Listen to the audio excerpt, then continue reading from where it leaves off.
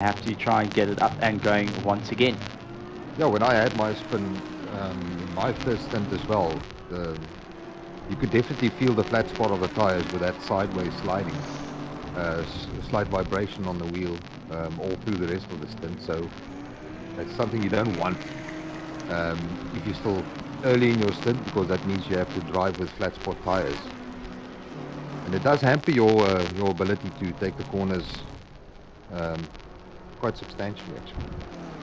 Yeah, no, I can tell you, if you hurt your tires, or if your teammate hurts the tires and you take over from it, you will get a fair amount of shudder. That's every time, or even if they're not looking after brakes, you get brake fade. That's normally me.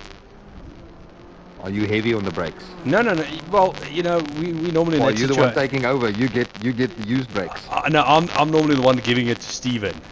And then he asked me, are these tires still good for another stint? Yeah, sure, they're fine. The car feels 100. And then after wires hanging out. After 2 or 3 laps, Steven would say, "What the hell have you done with this stuff? What? It felt fine when I gave it to you." No, Steven. Oh. It's you do run into cases like that. Maybe it all feels fine, and as soon as you go on the brakes, you just you battle into a corner. But these are aspects when you're racing with a team. You've got to be so cautious of what car you get back, what condition it is, and you got to be so careful of what your teammate does. If you go and annoy your teammates, they can flat spot the tires and say, "That's all fine, don't stress, go for it." And you land up. You have a wild ride. Anton Lammers says, try to copy a setup JSON file on your PS5. Anton, as far as I know, back in the day when I started ACC, I bought setups because I didn't have a clue how to do it. And you basically need to print it out and manually insert the setup into the PlayStation to get what they you bought. And then you go out on the track and the car kind of feels funny, and you go back to the setup. Right, I didn't get that exactly how they printed it. So yeah, that is a lot of fun. Sorry, I'm laughing at Avaria's comment. So Avaria going and saying, WTF, I'm mad at my own accident with the sound. Shouldn't be listening to the stream while driving. No, definitely not. And he just had that moment, the exact sound that you were making. When you made it, he had the same sound. So Sean is asking us if he's going to see us at Kyalami again next year. Yes, Sean, that is the plan. We just don't know in what capacity, whether it be an official capacity or in the holding cells. But if we're in the holding cells, you're more than welcome to come and make a turn. Yeah, just make sure you bring a cake with file in it. That's for certain.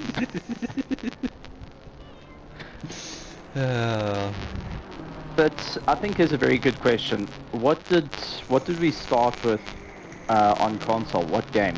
Now, when I started with console, Need for Speed. It was no. I started with Gran Turismo. My first computer, I had Need for Speed. So I started on Gran Turismo on the PlayStation 1 and Need for Speed Underground 2. I started with 2, then back to 1, and then when I decided to go back to 2. Yeah, and, I'm a couple of years older than you. My first real sim racing game, if you can call it that, call it a game, because at those times we didn't really talk about sims, and it wasn't really an online thing, was F1 2012. I'm gonna shock you guys. Do you guys remember? Was it Accolade?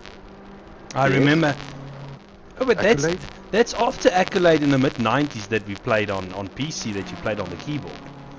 Yeah, the I F1. Accolade. The F1. Yeah, I played Accolade that. with like a I played that. two-tone screen. Yes, I played that on a state of the art. 486. No. Pentium 75. Oh, there we go. There we go. It was the bee's 33 knees. megahertz probably. The bee's knees. I played Accolade on.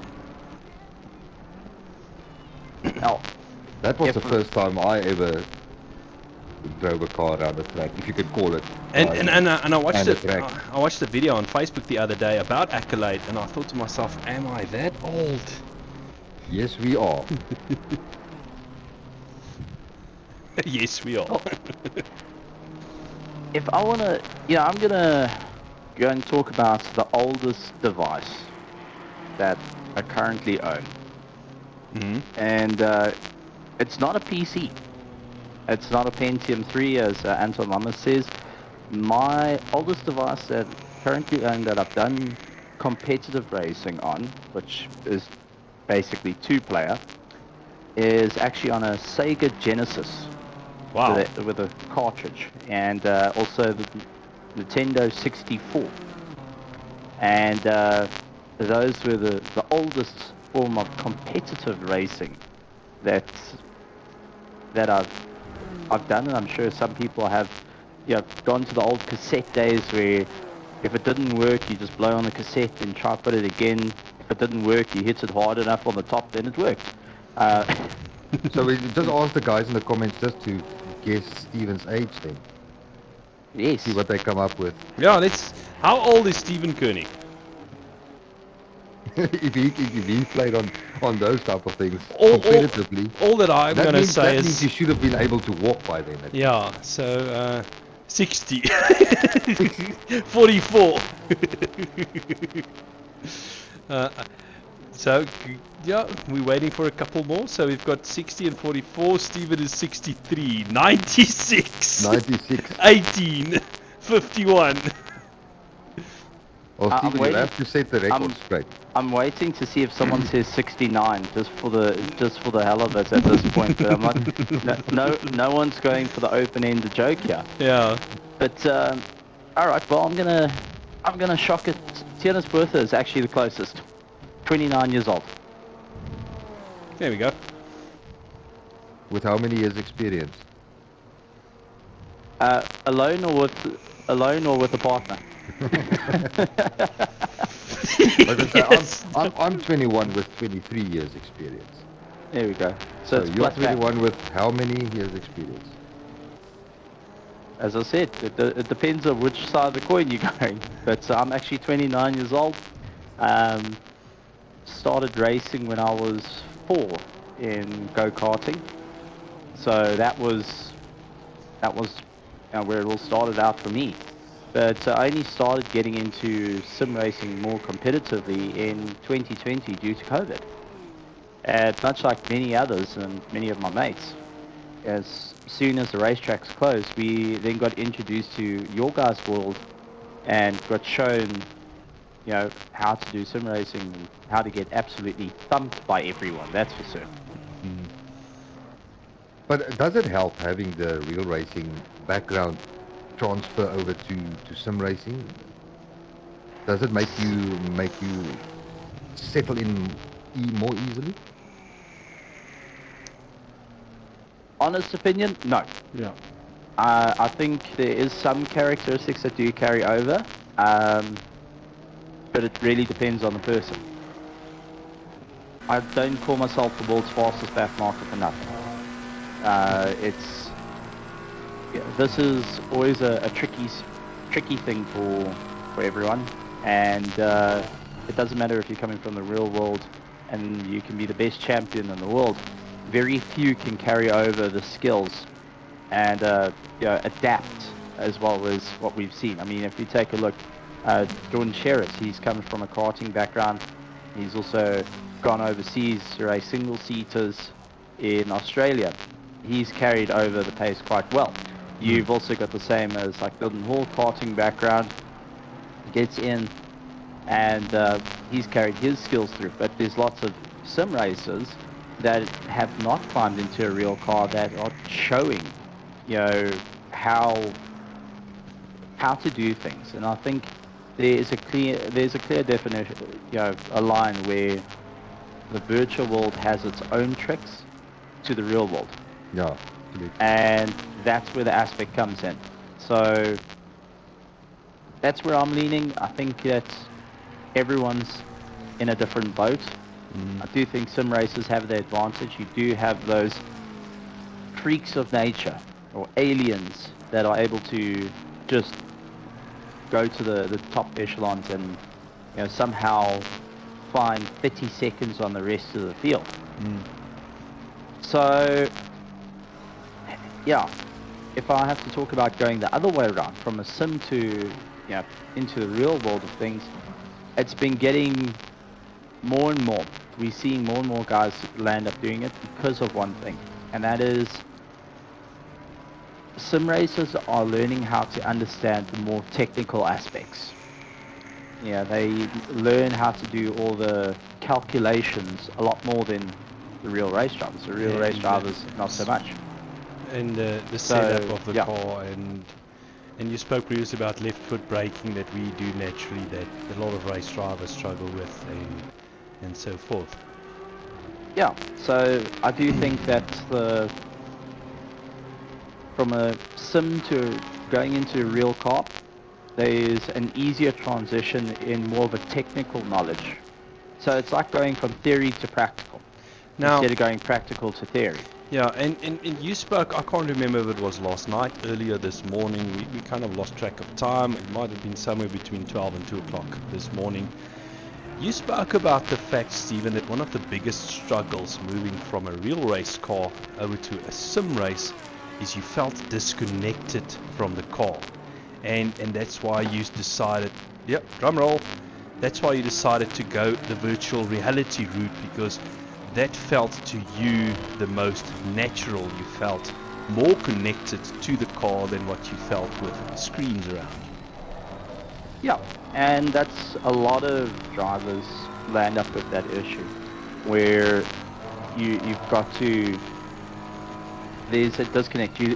You talk to any driver, or anyone that goes, for track days, you feel what's happening through your bum. And it also comes in of like the pucker effect. I always talk about the pucker effect. The pucker effect, yeah. The sound effect. No, it's the pucker effect is when something is going wrong and you create such a vortex from you suck yourself to the seat. Yeah, the seat to the pants effect. Yeah, that's it. You learn to feel everything through your gluteus maximus. Yeah, and then you get that sound effect that you played for us a little while ago. If it all goes wrong.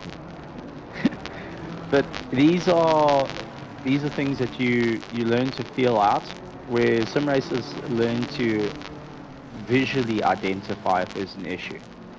And with the more modern cars focusing on your ABS, your traction control, that's where if something is going to go wrong, you're going to start to see a little bit before you start to feel it, because the computers are helping whatever's going on.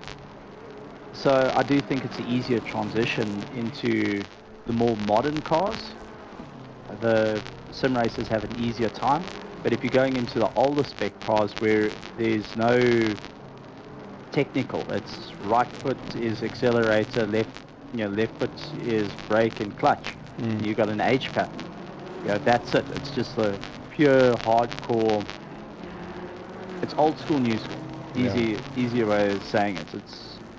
And when it comes down to endurance racing, as we saw yesterday with the SAE, we had guys who are engineers that do sim racing. They learn to identify and hone their skills on a virtual space and then go and move it over to a real world space. Because the race drivers only worry about fuel calculations once a month. Sim racers worry about fuel calculations every time they go out, which is an average of five times a week. Yeah. That's where it comes in. Just an interesting thing, Magic Wayfern. ask now, what if I want to add a massage chair in the car? Then you're driving a BMW or a Land Rover. Yeah. So, I mean, but, you know, there's a lot of stuff in sim racing that will give you more immersion into the car, but it won't make it an actual race car. I mean, we're talking butt kickers, we're talking motion rigs, we're even talking lighting effects that now have seen the light of day, where you are driving along and you actually have strobe lights all around you that simulate the trees going past. But it will never give you the G-forces of one thing, and that is what Spacplant said. G-forces is the one thing missing from a sim racing rig. Yeah. It will never give you that. It will never, in a real GT3 car, going down, you know, the pit straight at Kyalami, hitting 250 odd kilometers an hour, slamming on the brakes at 100 meters and shoving you forward in that seat. You'll never get that in a sim rig. They're saying that there is stuff like the G, or I think it's G Realm or something like that. They've actually got seatbelt pullers, and they've got the seat that physically, Hoist you out of the car when you crash. Well, no, it's got pedals that, you know, squeeze your ribs and your pelvis and everything to try and add a G-force effect. I've looked at honestly having the seatbelt one speed just because it's a really cool idea. You know, it's the same as I was very fortunate to go on a TGN simulator, a Werner's rig, where it had the whole motion rig to it. You had all the actuators, and it was rather exciting, but I don't think it was immersive, but it didn't really make me any quicker. Yeah, at the point that actually it became a little bit more distracting to have it. And yeah, maybe if I was in VR it would be slightly different. I was looking at a screen, but I was so focusing on the screen moving independently to the rig that it kind of took me away from things. And also I started oohing and ahhing over the steering wheel and the pedals, you know, because the steering wheel looks pretty cool. The pedals has got a load cell. It's not a G29 pedal. Now, those are little aspects that come into play. Now you mentioned screens, and this has been a hot topic, and you know, some guys race on a single screen, some guys race on an ultra wide, some guys race on a triple. Now, for me, racing on a triple, the question has popped up a lot of times: does it make you faster? No, it doesn't. I'm going to honestly tell you, since moving from a single to a triple screen, I have not gained any lap time, but it's made me, I would say, safer on the track, because I can see the cars around me. I can look to my left and I can see there's a car there. I can look to my right, I can see there's a car there. I'm not relying on a radar. Okay, first, I'm going to stop you there. Saying that's made you safer. No, it's made you a darn pig to get past. Same as you with VR, because you can look behind you. You don't even have to look at the rearview mirror. So yeah, that's my personal opinion.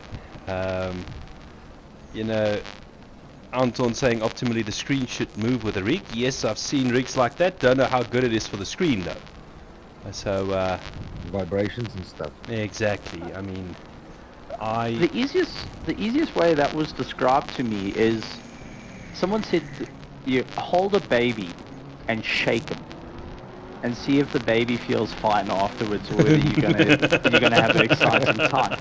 But you must make sure the baby has something to eat first before you do it. Yeah.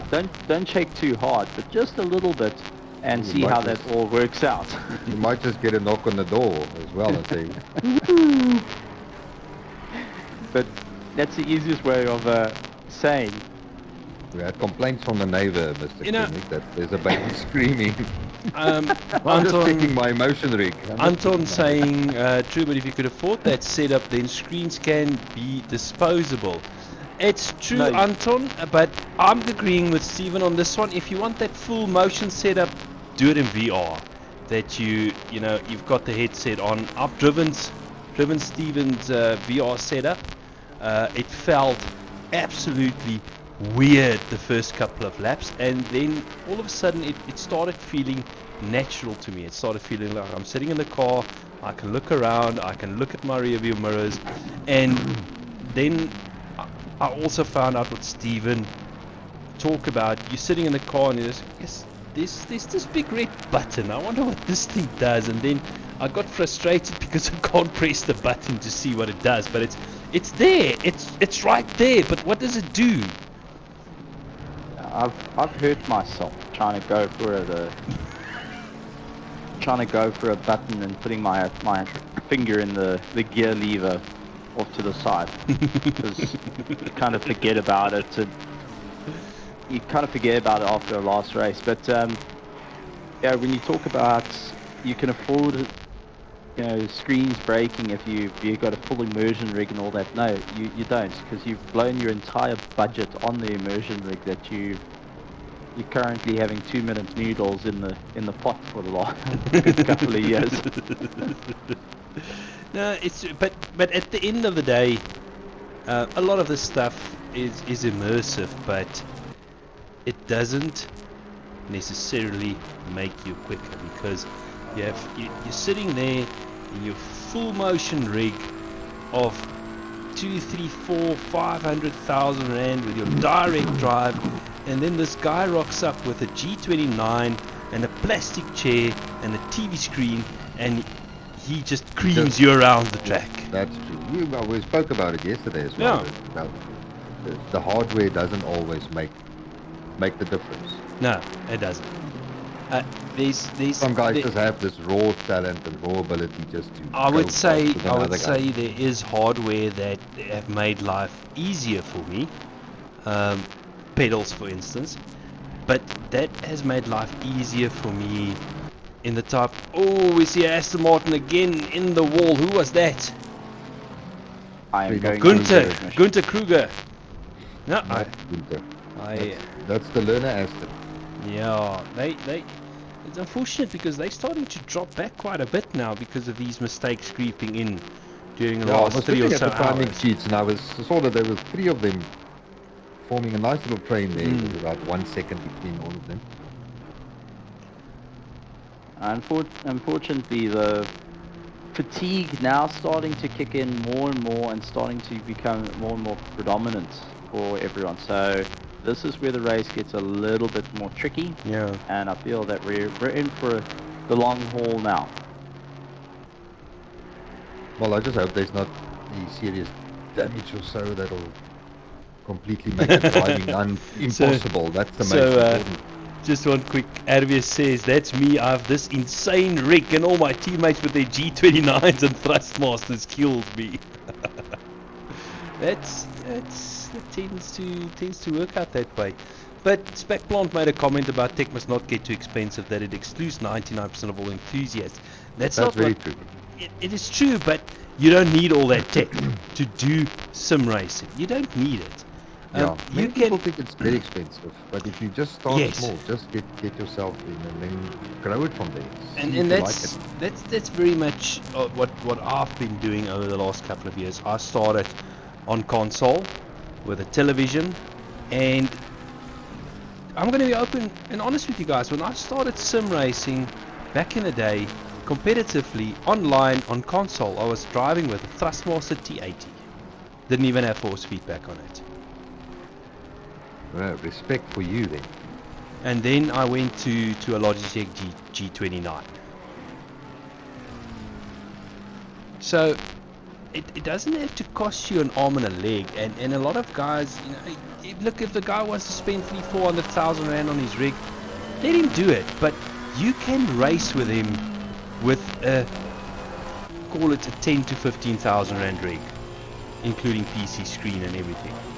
And you can still be competitive, because that's where talent comes in. If you have the talent to race with those guys, you can be competitive. Yeah. And just taking a look, we do have a bit of a race going on, and that is between P10 and P11, with only 1.6 seconds between them, and there's 2 hours and 19 minutes left for this race. Yeah, that's where that incident happened. Yeah, we may see a battle for position right up until the line, and I think this is where it's going to get interesting, and the teams suddenly waking up to the fact that there's an issue coming into play here. Yep. What's going to happen? That's it. And the LT Racing Schick car now having to watch the mirrors very closely. Well, Jude going to keep an eye as Devon is chasing down our TTHR. Team Try Hard GT, or Team Trying Too Hard sometimes.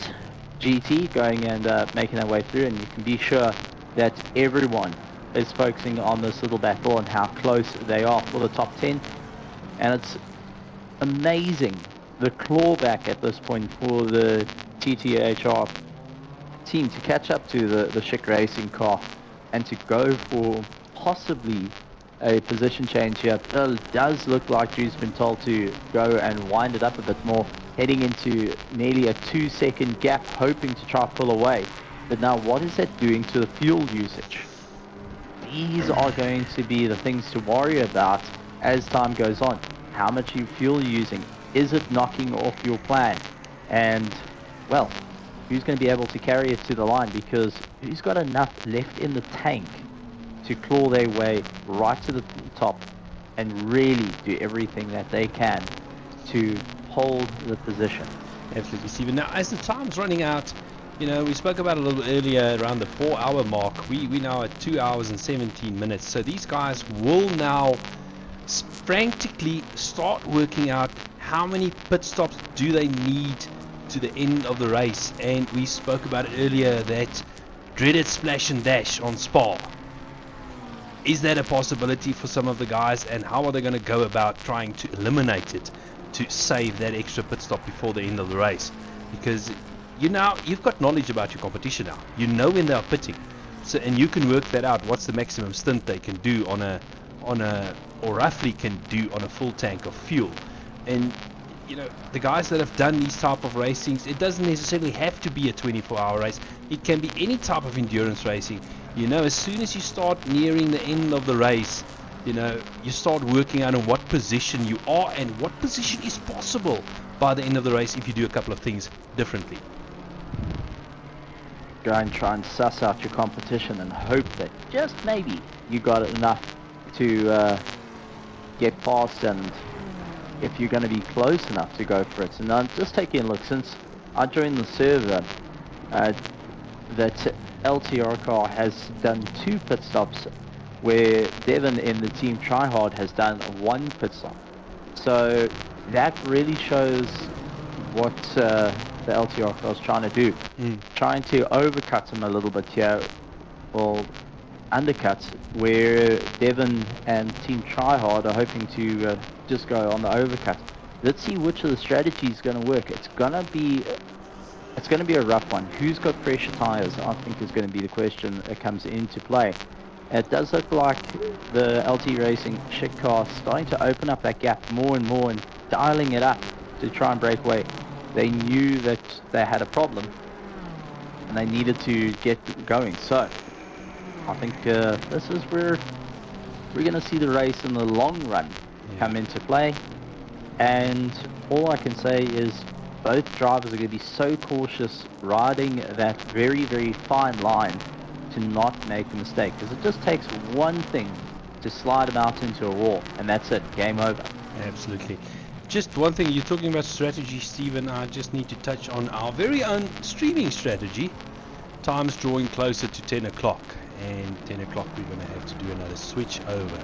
Now I need to ask you the question, are you able to do the next stint, or must I just go through to the end? I think I'll be able to do it, and I just need to make sure OBS plays nicely with me, but that should be no problem at all. Okay, ladies and gentlemen, so close to 10 o'clock we're going to do a switch over. It's not going to be a long one. I'm going to end my stream and Stephen's going to take over as we draw closer to that 6-hour mark. And we need to quickly think about a way. Well, A plan. If that is a problem, then I can always carry on the stream. No, it's all fine. I just need to get delivered. But guys, I'm gonna join you back a bit later again. Let me go and You're check in with my gonna team. you're gonna go Yeah. shout at your teammates and No, make I sure won't that be shouting at you. Ethan is doing an absolutely beautiful job at the moment. So fair they're enough. coming into the pits now. So I'm gonna check how they are doing, and then I'll catch you guys again a bit later. Chat to you again. Enjoy. Chat to you again, and good luck to you and your team for the last remaining bits of the race. It's going to be a hard one. You're going to have to push. Thanks. Chat to you guys again. Chat to you a bit later.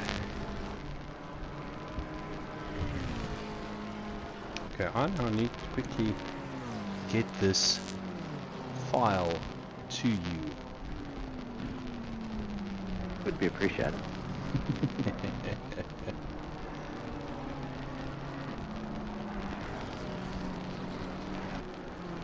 I'm just quickly compressing it, and then I'll send you the other ones as well.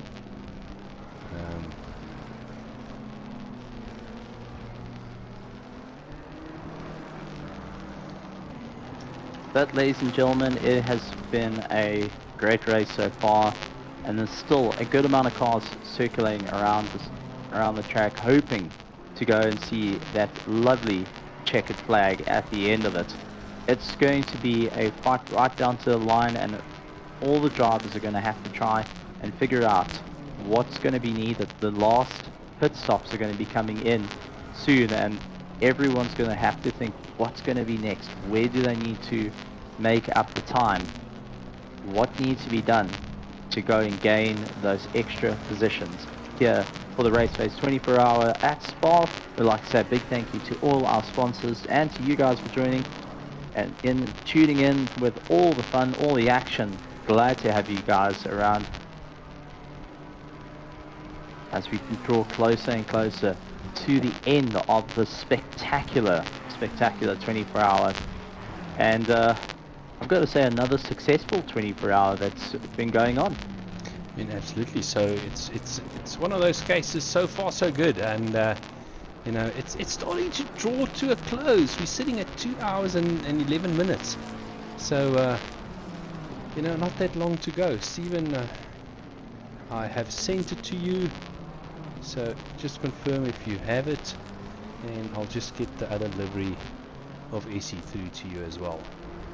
Yeah, before we get in trouble with AC again. Yeah. Before he comes on the stream, he goes, "Our livery is not working." Well, it's a car driving around. What more do you want?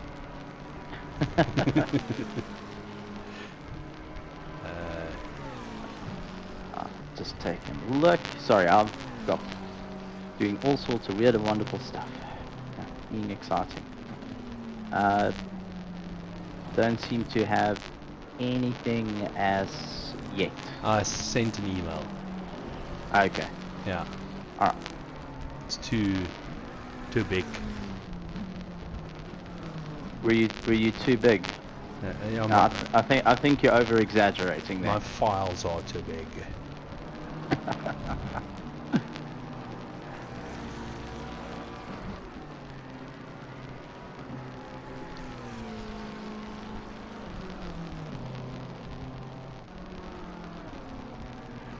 Yeah, there we go. Okay.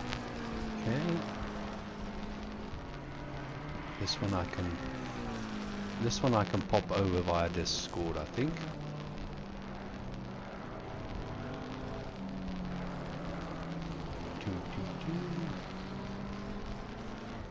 But to everyone out in YouTube land, how are you guys doing? How are you enjoying the race? And which team are you supporting? Which is going to be the team that you feel needs to get across the line in that prime position of first place? Or do you, which teams would you like to see finishing up the race? Let us know in the comments. We would love to see what the interest is, where the things are, and where you guys are supporting. Okay, I sent you the Zodiac Audi car on Discord. Now I've got a question to you and to everyone. Mm-hmm. How nice do we have to be that we need to include it? Do we flip a coin? I'm not too sure about that one. I would just kind of include it, but Stephen, I'm going to sign off from my side for about 5 minutes. So I'm going to stop the stream on my side. You say you're fine to take it over. Yep, that is no problem. So we'll be having the stream coming up. Keep an eye on RaceFace. Make sure you hit that subscribe button and the bell notification icon. And we'll see you guys shortly for the continuation of the RaceFace Enduro Series Kariba Networks Spa 24-hour this weekend.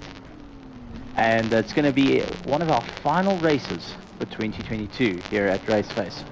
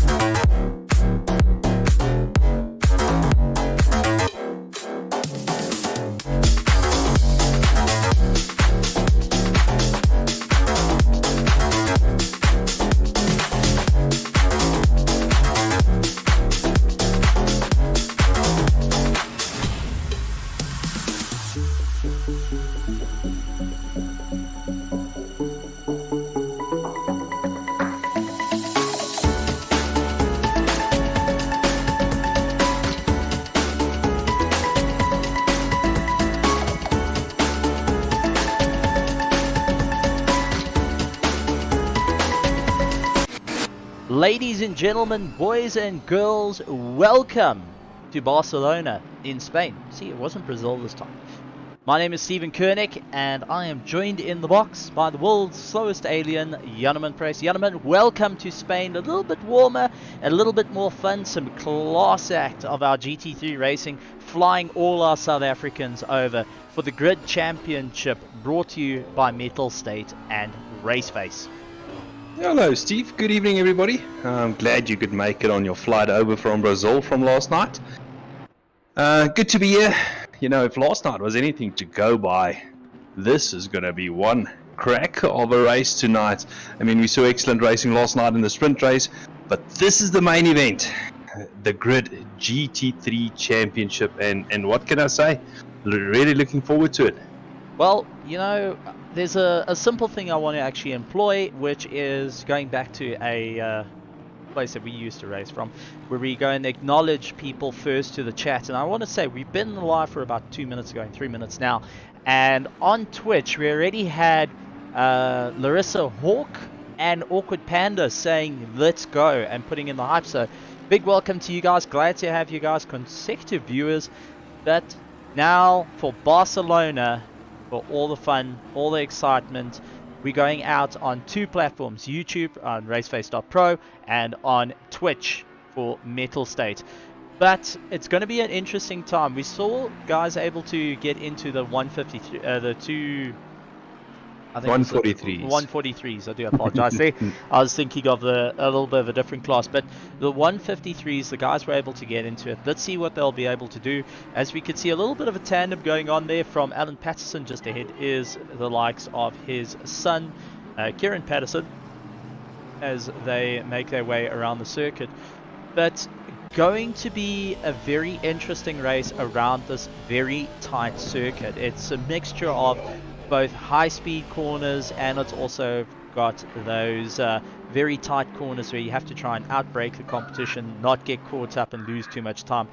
These are the difficulties that everyone's going to have to deal with, and what we saw last night was some intense, fierce action amongst our GT3s. Now moving on to the Grid Championship, where we've got that monstrous prize pool of 10,000 Rand. And you heard me right, 10,000 Rand. That's a nice way to end up for Christmas.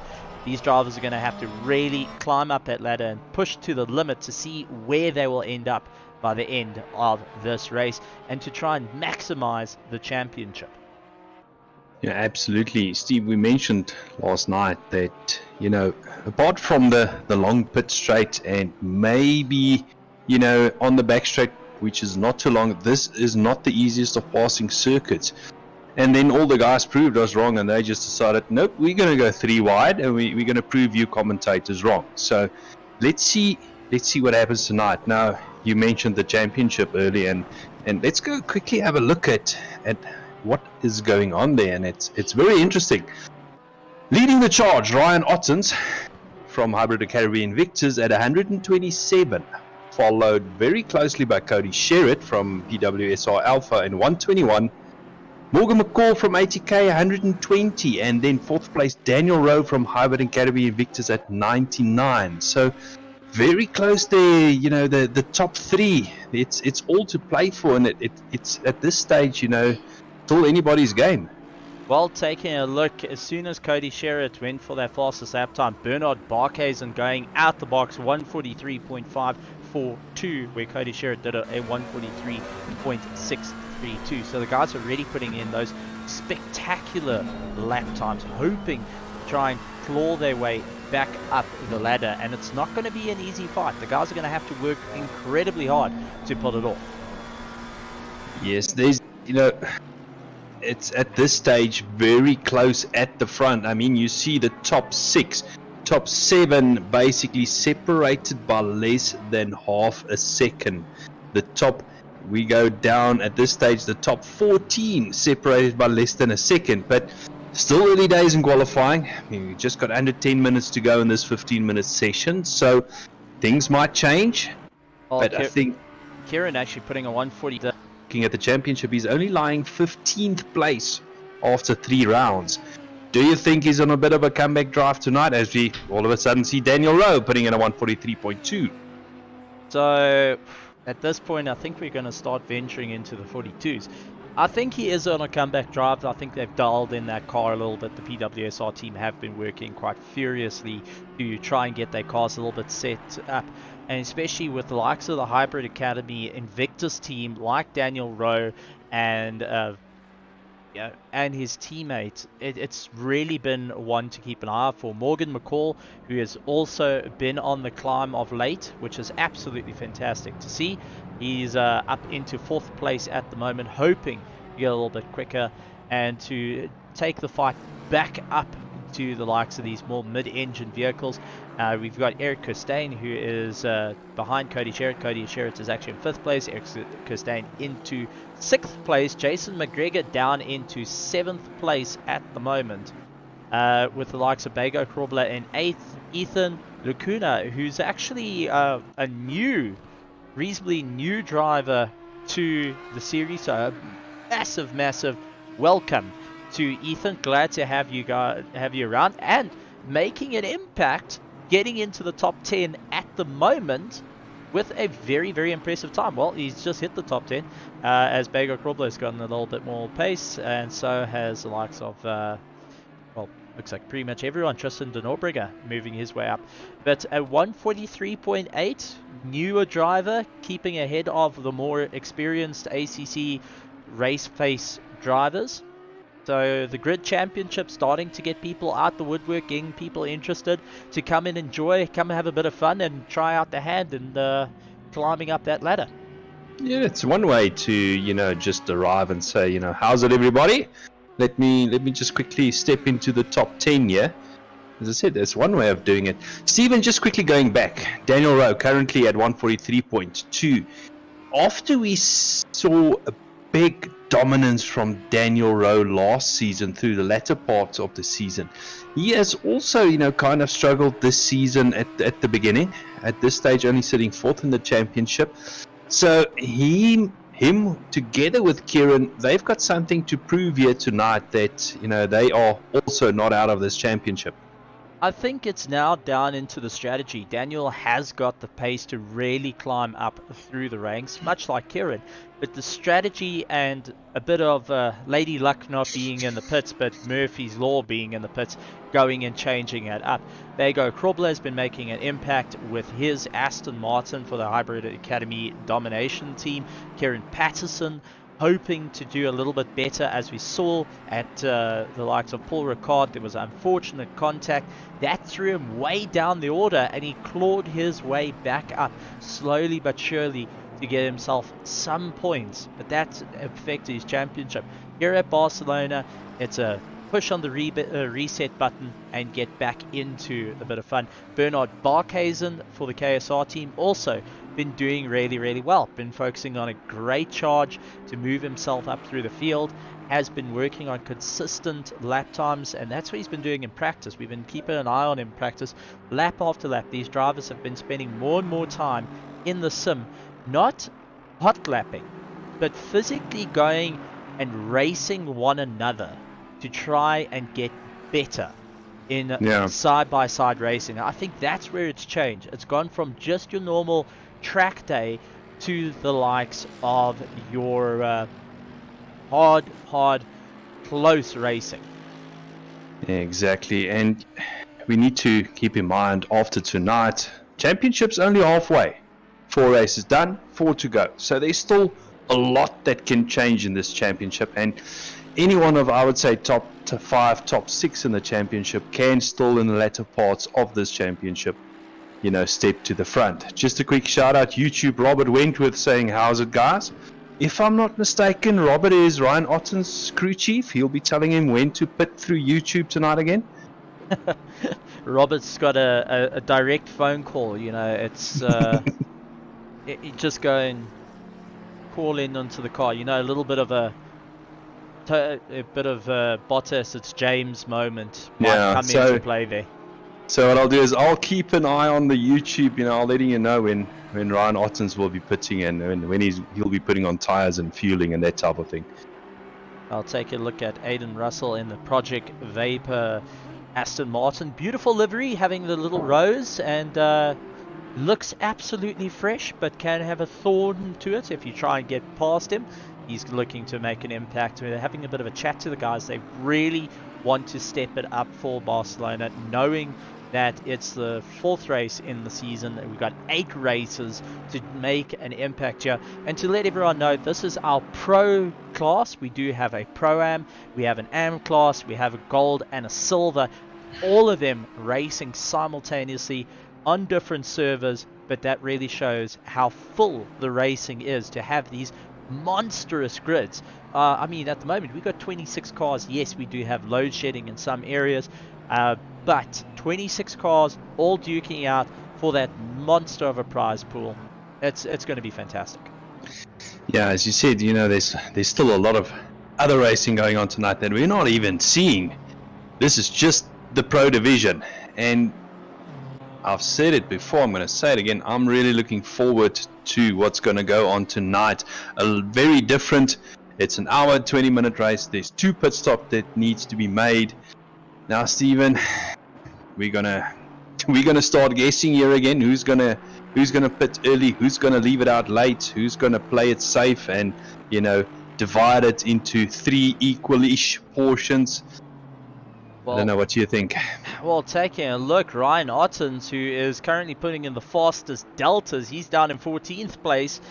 He's so far 2.9 seconds up, and he's the fastest deltas at the moment. So maybe to take that jump from 14th all the way to first, well, I'm keeping an eye on him. He's currently on the screen, the Hybrid Academy driver, really hoping to nail it. 3.8 seconds up on the time, just needs to keep it all in order, hoping to get a little bit more drive. Is it going to be enough to claw his way through? Bounces up into 9th place. Just wasn't able to carry enough to move him up a little bit further up the field. With only 1 minute and 50 seconds of qualifying, it's all on the line for every single one of these drivers. Remember, exactly. I mean, 9th place, but, you know, only 0.4 of a second behind Daniel Rowe. I mean, if you look at that timetable there, you need to go down to 20th place, because 19th place, Sergeant Pillay, 0.8 of a second behind. Now, that's not a lot. That shows you how close this field is. And it shows how the guys have managed to get a setup working for this very, very tricky circuit. You know, some people say it's a very entertaining, it's a very fun circuit. We've seen guys use the classic layout. We've seen guys use the much more you know, GP layout, which we're using here today, to try and claw their way through. But it is going to be a solid, difficult time, because the wear and tear on the tires is going to come into play. How are you going to do it? Because remember, ladies and gentlemen, they have not 1 but 2 mandatory pit stops to do during the race, so it's down to strategy. And as we saw at Kota for round number 3, races can be won or lost in the pits, and we've seen guys getting those drive-through penalties and landing up falling down the field. So the guys have to be very mindful of that situation.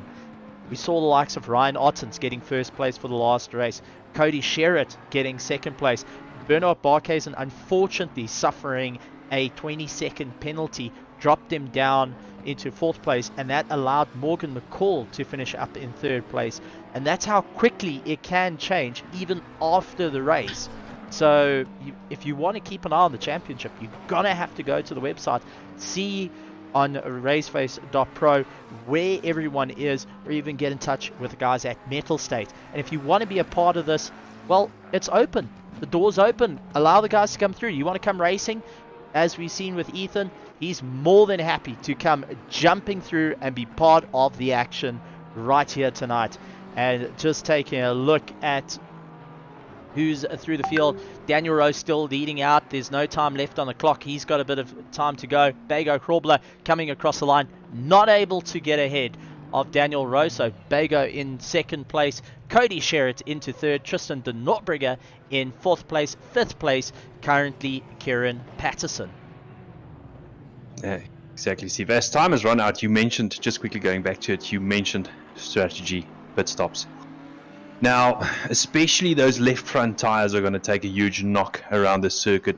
A lot of fast right-hand corners where you lean on that left front tire. And I did a couple of laps here. I think it was on Monday evening. I was on the circuit with a couple of the guys. Just want to mention Bago passed me like it looked like I was standing still. But what I want to say is, after a couple of laps, 5 or so laps, that left front takes a beating. So I don't know how many guys are going to go deep, or maybe try and split this into 2 equal halves of 40 minutes and do a tire change, you know, kind of midway through the race, in order to try and get the best out of the tires. I see Connor Alexander, also a new driver to come in and having a bit of fun. To get into the Pro Division, not an easy thing.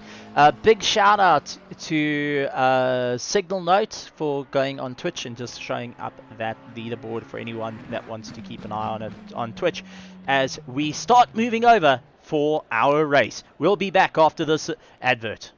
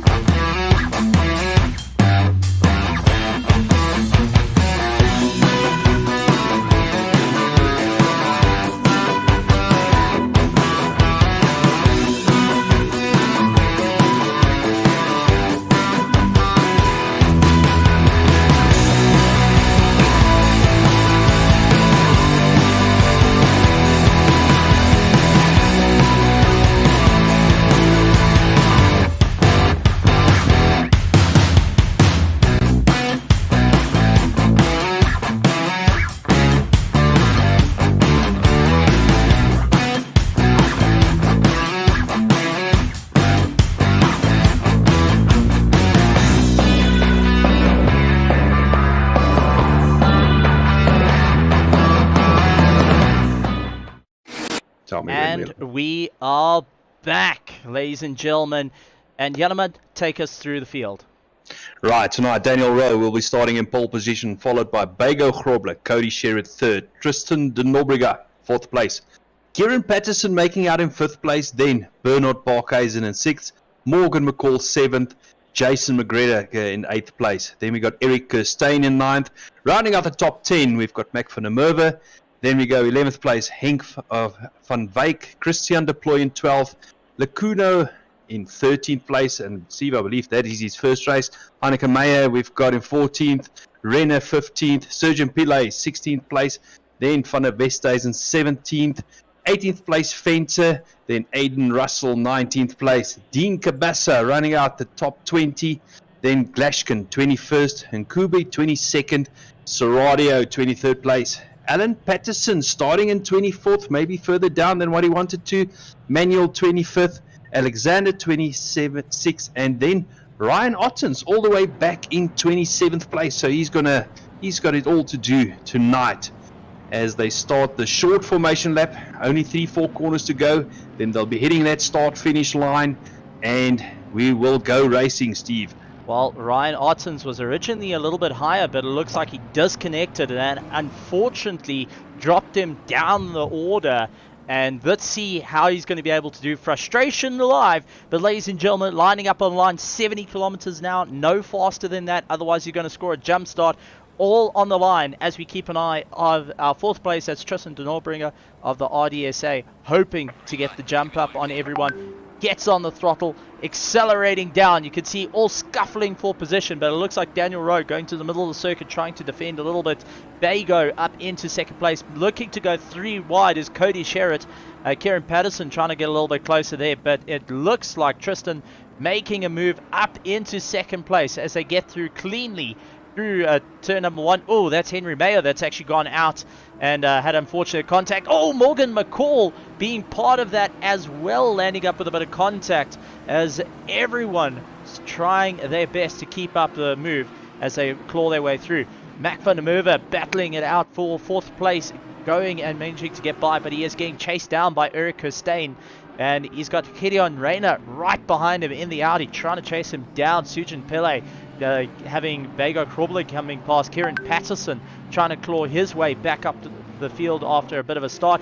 Ethan now into a 10th place, hoping to get right onto the back of Kieran and go for a pass. But what a bit of a chaotic start with guys all over the show. Steve, at this stage, the big winners are Daniel Rowe and Tristan de Nobrega, because everybody keeping each other busy, that has allowed them to get away a bit and open up just a second of a gap over the rest of the field. It's very important if you can get away quickly in a race like this and open up a bit of a gap while the other guys are keeping each other busy in the beginning stages of the race. That can pay off as the race goes on.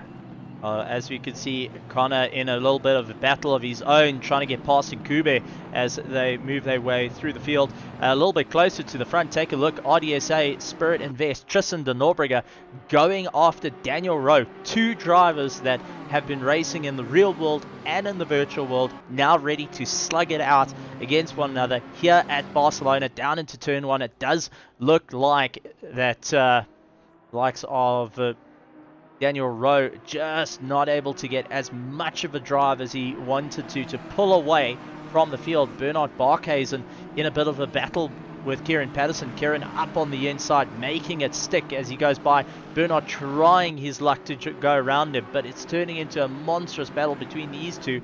A little bit ahead, Sujin Pillay and Bago Kroblo going at each other. Sujin actually losing a bit of drive.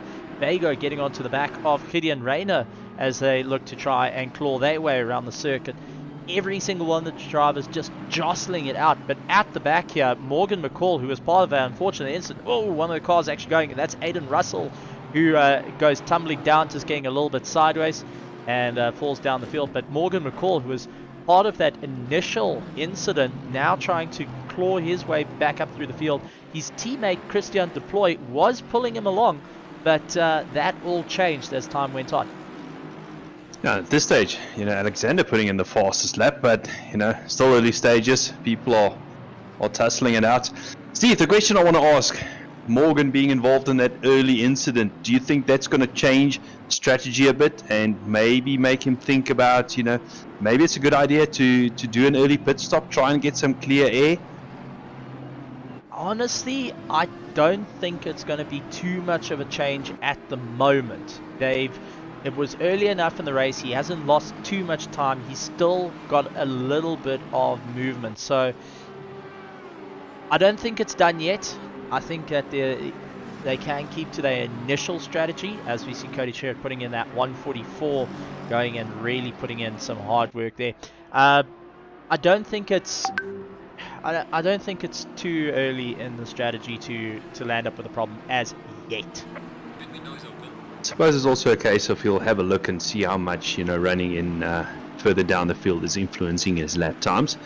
But things are starting to settle down a bit. You see more single file racing going on now, and now the little individual battles are going to start developing. As I've said before, it's a lot different type of racing than what we saw last night with the sprint race. It's basically twice as long. Pit stops are involved, strategies are involved. So, still a long way to go tonight. That's it. And a little bit of a shout out to Christian Deploy. He's down. We're a little bit further down. He's in 13th place, trying to make his move, going around Fenter and really getting on the power. Christian Fenter really trying to do everything he can in that Iron Lynx Ferrari, while Christian Deploy of 8K Sim Racing trying to get a little bit of movement. But just a little bit of punt out to Christian, who has actually been helping with a couple of the overlays, which you'll see later on starting to come through, a little bit of the driver stuff, which you see on RaceFace. So actually lending a hand there. Big shout out to him. Thank you for all the hard work. And we've got to acknowledge the guys that's putting in that little bit of effort to benefit the league there. Yeah, absolutely. It shows you he's not just a good sim racing driver. He's got other talents out there as well. Can't do Photoshop. Don't ask me to do it. And no, I'm technologically disabled, Steve. I figured out when the blue smoke comes out the PC, it means the hamster's fallen off the wheel. The problem is the smoke. As we take a look, Cody Sherritt onto the back of Tristan de Norbriga, hoping to push him into a mistake. That McLaren really looking very settled at the moment, and chasing down the mighty BMW. Very stable car. A lot of drivers are leaning on the BMW, saying that it's actually a really, really nice car to drive. A little bit further down, Bago Krobler, he's going after Gideon Rayner, very, very close behind. Then you've got Bernard Barkhuizen onto the back of Kieran Patterson. Do apologize. PWSR team going identifying with the different wings. But a little bit further down, Henry Mayer, who landed up with a problem at the start into turn 1, now having to slug it out to hold his 17th position with Kirk Glushkin and Ruan van der Westhuizen chasing him down. A little bit further down the field though, Nkube with a 30-second stop go penalty. Not what you want to have, considering of how it's all gone. Yeah, that's basically an extra pit stop he needs to do, and that, you know, obviously ruins your race. It affects your whole strategy, and it puts you on the back foot having to do that comeback drive. But you know, at this stage, Mayer has got 2 Porsches behind him. Personally, I love the Porsche, and you know, it's good to see that they're getting a bit of love again. A couple of guys are starting to race the Porsche again. I know Daniel Rowe raced the Porsche last season, made the switch this season. The Porsche can be a bit of an